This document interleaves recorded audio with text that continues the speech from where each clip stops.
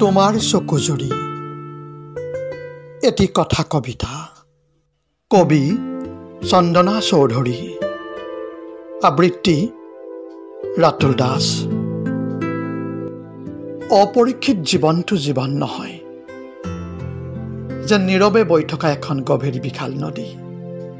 অন্তহীন সম্ভাৱনা, দুঃসাহসিক অভিযান কিংবা লালিত স্মৃতিবোৰ সপোন নহয় যেন আজি বাস্তৱ। তাই খোজকাঢ়ি গৈ আছিল এটা দীঘলীয়া বাটেৰে অকলশৰে। চাৰিওফালে কেৱল মাত্ৰ ঘোৰ অৰণ্য। সেই সময়খিনিত যাৰ নাম আহিব, সেইজন যদি তাই প্ৰেমিক হলহেঁতেন, তেতিয়া তাই বহুত বেছি সাহসী হৈ উঠিলহেঁতেন। ভাগৰুৱা শৰীৰত এছাতি শীতল মলয়া হৈ তাই গাৰ ওপৰেদি পাৰ হৈ গলহেঁতেন। আৰুনো কি ভাবিব তাই?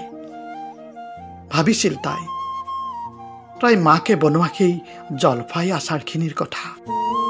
কেতিয়াবা কেতিয়াবা তাইও মাজে মাজে ৰ'দত মেলি দিছিল। তাৰ পৰা এটা ফুৰফুৰীয়া গোন্ধ ওলাইছিল, কিন্তু তাই সিদিনালৈ মুখত এটাও দিয়া নাছিল, কাৰণ শেষ হৈ যাব বুলি। শেষ হৈ গ'লে আচাৰৰ গোন্ধটো নোপোৱা হৈ যাব। এতিয়া কওকচোন বাৰু, সেয়া জানো কোনোবাখিনিত ভাল পোৱা নহয় বুলি ক'ব পাৰিনে? তাই কথানো কি ক'ম? তাই কেইখনমান কিতাপ আছে আৰু এটি সপোন। এইখিনিয়ে জানো তাই অপৰীক্ষিত জীৱনৰ সঁচা প্ৰেম নহ'বনে?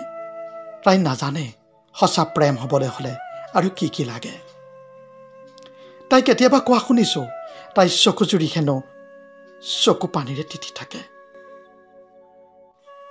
বিচাৰিছিল তাই চকুজুৰি পানী মাটিত সৰি পৰাৰ আগতে আজলি পাতি লোৱা এটি সপোনৰ। তেতিয়া প্ৰেমিকজনে ক'ব, তুমি ভালে থাকা, ভালে থাকক তোমাৰ চকুজুৰি। তেতিয়া প্ৰেমিকজনে ক'ব, তুমি ভালে থাকা, ভালে থাকক তোমাৰ চকুজুৰি, তোমাৰ চকুজুৰি।